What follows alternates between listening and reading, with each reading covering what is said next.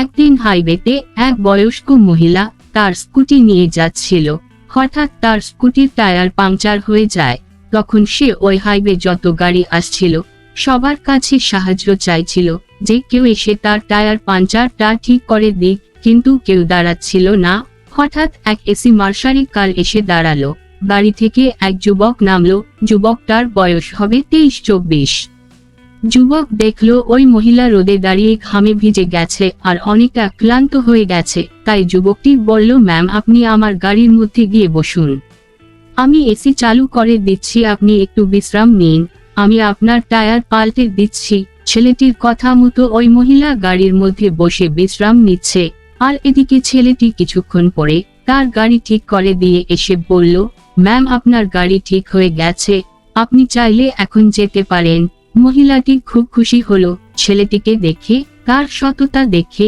তাই মনে মনে ভাবলো একে কিছু বকশিশ দেওয়া উচিত। তাই কিছু টাকা নিয়ে ছেলেটার হাতে দিতে যায়। ছেলেটি তখন বলে, সরি ম্যাম, আমি এটা নিতে পারবো না। মহিলা বলল, কেন? ছেলেটি বলে, ম্যাম আমি যখন কারো উপকারে আসতে পারি নিজেকে ধন্য মনে করি, কারণ কাউকে কোন উপকার করলে আমি নিজে থেকে খুব আনন্দ পাই। আর আমার জীবনের লক্ষ্য এটাই বানিয়ে নিয়েছি, তাই প্লিজ আমাকে কিছু নিতে বলবেন না। বলে চলে যায়। আর মহিলাটিও চলে যায়। মহিলাটি যেতে যেতে ভাবে, ওই ছেলেটার কথা, কি সুন্দর কথা, কি সুন্দর ওর আচরণ।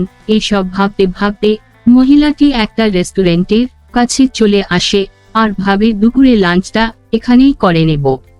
বলেই রেস্টুরেন্টে গিয়ে খাবারের অর্ডার দেয়। এক মহিলা ওয়েটার খাবার নিয়ে আসে।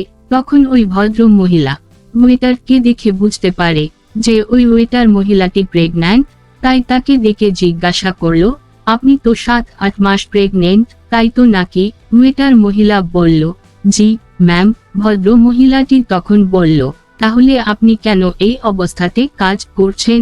এখন তো আপনার বিশ্রামের প্রয়োজন, আপনাকে একটা নার্সহোমে অ্যাডমিশন নেওয়ার প্রয়োজন।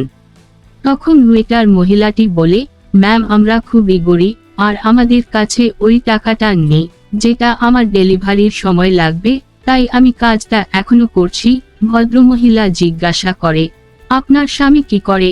ওয়েটার মহিলা বলে, আমার স্বামী একজন সামান্য ড্রাইভার, একটা অফিসের গাড়ি চালায়। ওখান থেকে যে বেতনটা পায় সেটা দিয়ে কোনোরকম সংসার চলে। আর আমি এখান থেকে যে বেতনটা পাই সেইটা জমিয়ে রাখছি কারণ নার্সিংহোমে অ্যাডমিট হওয়ার জন্য। ভদ্রমহিলা এইসব কথাগুলো শুনতে শুনতে হঠাৎ তার মনে পড়ে যায় ওই যুবকটির কথা, যে মানুষের উপকার করাটাই তার জীবনের লক্ষ্য বানিয়ে নিয়েছে। তাই বয়স্ক মহিলা খাবার শেষ করে বিল পেমেন্ট করে যাওয়ার সময় ওয়েটার মহিলাটির হাতে একটা খাম দিয়ে বলে, এই নাও আমার তরফ থেকে, এটা তোমার টিপস। ওয়েটার মহিলা হাতে নিয়ে খুলতে যাবে, তখন ভদ্রমহিলা বলে, আপনি এটা এখানে বলবেন না প্লিজ, আপনি এটা বাড়ি গিয়ে তারপরে খুলবেন, কেমন? বলে চলে গেল।